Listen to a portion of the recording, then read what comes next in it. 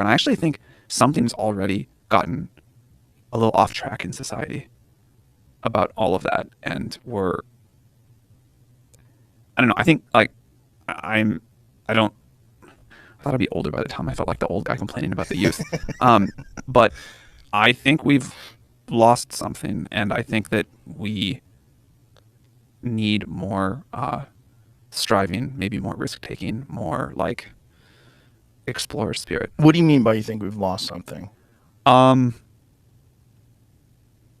mean, here's like a version of it very much from my own lens. I was a startup investor for a long time.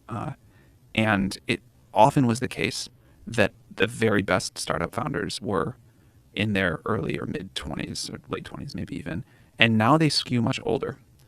And what I want to know is in the world today, where are the super great 25-year-old founders? And there are a few. It's not fair to say there are none, but there are less than there were before. And I think that's bad for society at all levels. I mean, like tech company founders is one example, but like people who go off and create something new, who push on a disagreeable or controversial idea, we need that to drive forward.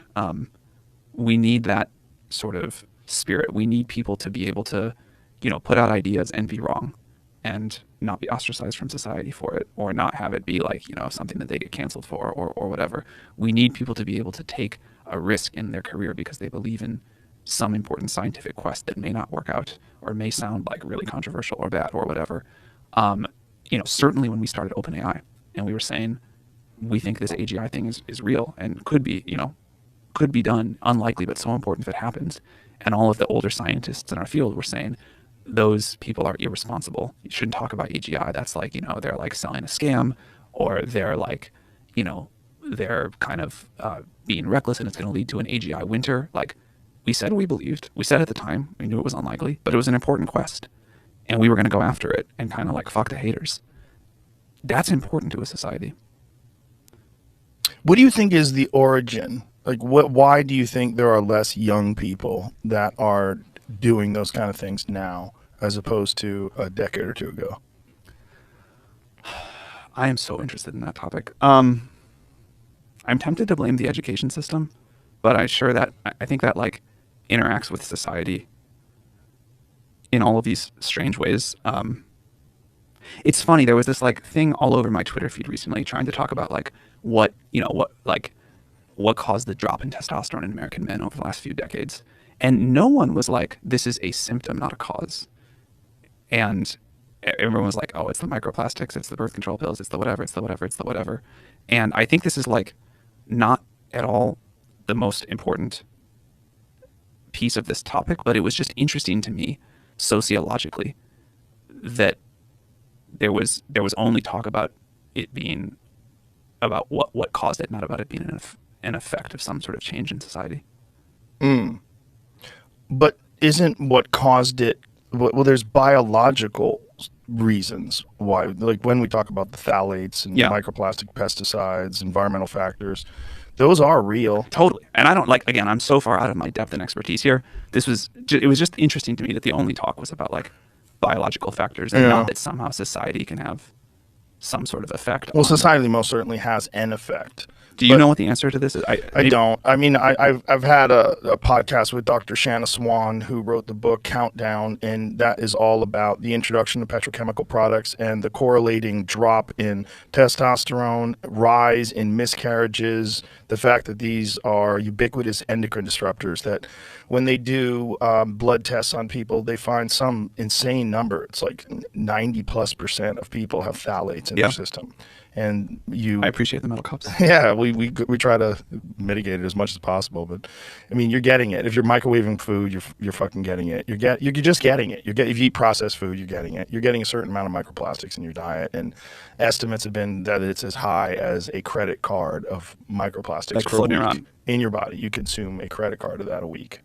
Whoa. The real concern is with mammals, because the introductions, when they've done studies with mammals, when they've introduced phthalates into their body, there's a correlating, one thing that happens is these animals, their taints shrink.